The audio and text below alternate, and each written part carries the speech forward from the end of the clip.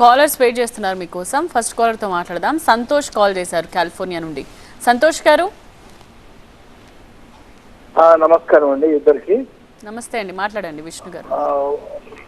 ఒక 2 క్వశ్చన్స్ ఉన్నాయి సార్. ముఖ్యంగా సంపద సృష్టిస్తూ సంక్షేమం చేస్తే రాష్ట్రంలో అప్పుల భారం తగ్గుతుంది, కానీ మీరు కేవలము అప్పులు తీసుకొచ్చి డబ్బులు పంచుతూ బటన్ నొక్కుతుంటే మరి ఇది ఎందుకంటే ముఖ్యంగా డెవలప్మెంట్ పరంగా అయితే ఆంధ్రాలో ఈ 5 సంవత్సరాల్లో ఎలాంటి అభివృద్ధి జరగలేదు, పరిశ్రమలు రాలేదు, పెట్టుబడులు కూడా పెద్దగా రాలేదు.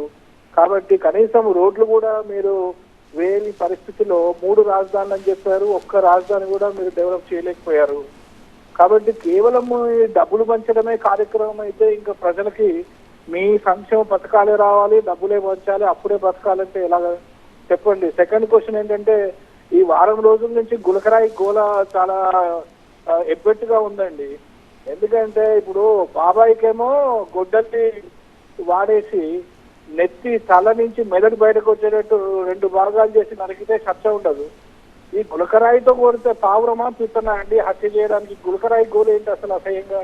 రైట్ సంతోష్, మీ క్వశ్చన్స్ అర్థమయ్యాయి, చూద్దాం ఆన్సర్స్. సంతోష్ గారికి రాయి తగిలింటే ఆయనకి బాగా తెలిసి ఉండేది. దూరంగా ఉన్నారు కాబట్టి ఆయన రకంగా మాట్లాడుతున్నారు. ఆయన అడిగినటువంటి 2 క్వశ్చన్స్ కూడా ఏంటంటే ఆయన పంచటమే, నిధులు ప్రజలకి బటన్ నొక్కటమే అని దూరం నుంచి మా మీద వ్యతిరేకంగా రాసేటటువంటి పత్రికల్లో వస్తున్నటువంటి కథనాలు చదివి ఆయన అలా తయారైపోయారేమో సంతోష్ గారు అని అనుకుంటున్నాను. ఎందుకంటే సమగ్రంగా ప్రభుత్వం చేసేటటువంటి కార్యక్రమాలని నిశితంగా గమనించాలి, దూరం నుంచి చూసేటటువంటి వాళ్ళు ప్రభుత్వాన్ని. ఎందుకంటే నేను ఈరోజు కొన్ని ఉదాహరణలు చెప్పగలుగుతాను, దాన్ని బట్టి మీ అభిప్రాయం మార్చుకోండి. డెవలప్మెంట్ లేదు అని చెప్పన్నారు. గత తెలుగుదేశం ప్రభుత్వంలో కన్నా రోడ్ల విషయంలో మా ప్రభుత్వము 10,000 కోట్ల రూపాయలు అధికంగా రోడ్లను వేయటం జరిగింది. సమాచారం కావాల్సి వస్తే వాట్సాప్ ద్వారా మీకు తెలియజేయటం జరుగుతుంది. నెంబర్ 1. నెంబర్ 2, ఈ డెవలప్మెంట్ అన్నారు. ఈరోజు రాష్ట్రంలో దాదాపుగా 1000 స్కూల్స్ని కొత్త నూతనమైనటువంటి బిల్డింగ్స్ కట్టడము, లేకపోతే క్లాస్ రూములు కట్టడము, మధ్యతరగతి వర్గాలు పేదవారు పిల్లలు వెళ్ళి చదువుకోవడానికి సంబంధించినటువంటి సౌకర్యాలు 12 కాంపోనెంట్స్ని తయారు చేయటము, విద్యార్థులకి ఉపాధ్యాయుల్ని అందుబాటులో తీసుకురావటము, చదువుకోవడానికి కావలసినటువంటి సమగ్రమైనటువంటి అంశాలన్నింటినీ కూడా ఈ ప్రభుత్వము ఏ ప్రభుత్వమో చేయని విధంగా చేయడం జరిగింది. నెంబర్ 1. నెంబర్ 2, ఆరోగ్య విషయంలో హాస్పిటల్స్ అన్నీ కూడా ఏ రకంగా ఉన్నాయో ఒకసారి చూడాలి. ప్రతి నియోజకవర్గంలోనూ 4-5 హాస్పిటల్స్ కట్టాము. దీంతోపాటు మెడికల్ కాలేజెస్. సంతోష్ గారు ఎప్పుడూ కూడా ఆంధ్రప్రదేశ్లో Guntur medical college, Kurnool medical college, లేకపోతే కాకినాడ మెడికల్ కాలేజీ అని కొన్ని ప్రాంతాల్లో మాత్రమే ఉండేవి. కానీ జగన్మోహన్ రెడ్డి గారు వచ్చిన తర్వాత 14-15 మెడికల్ కాలేజెస్ నియోజకవర్గాలు, పార్లమెంట్ నియోజకవర్గానికి ఒకటి కేంద్ర ప్రభుత్వంతో మాట్లాడి తీసుకొచ్చి కొత్త మెడికల్ కాలేజీని చాలా వందల సీట్లని, వేలల్లో మెడికల్ సీట్లని తీసుకురావడం జరిగింది. మరి నేను చెప్పినటువంటి అన్నీ కూడా అభివృద్ధికి సంబంధించినటువంటివి కదా.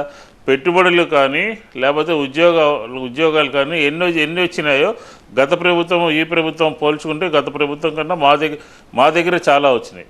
కాబట్టి డెవలప్మెంట్ ఉంది, సంక్షేమం ఉంది. ప్రజలు కష్టకాలంలో కరోనా లాంటి దాంట్లో ఇబ్బంది పడుతున్నప్పుడు ప్రభుత్వం ఆదుకుంది. కాబట్టి గులకరాయి గురించి చాలా తేలిగ్గా తీశారు. ఎందుకంటే బాబాయ్ విషయం అంటే అది మర్డర్ జరిగింది, ఎవరు చేశారు ఏంటో అదంతా కూడా న్యాయస్థానంలో ఉంది. దానికి సంబంధించినటువంటి విషయాలన్నింటినీ కూడా ప్రజల ముందు ఇప్పటికే చెప్పడం జరిగింది. పదే దాన్ని ఒక ఆయుధం కింద తీసుకుని జగన్మోహన్ రెడ్డి గారి మీద దాడి చేసేటటువంటి మీలాంటి వాళ్ళందరూ కూడా దుష్ప్రచారం చేస్తూ ఉన్నారు.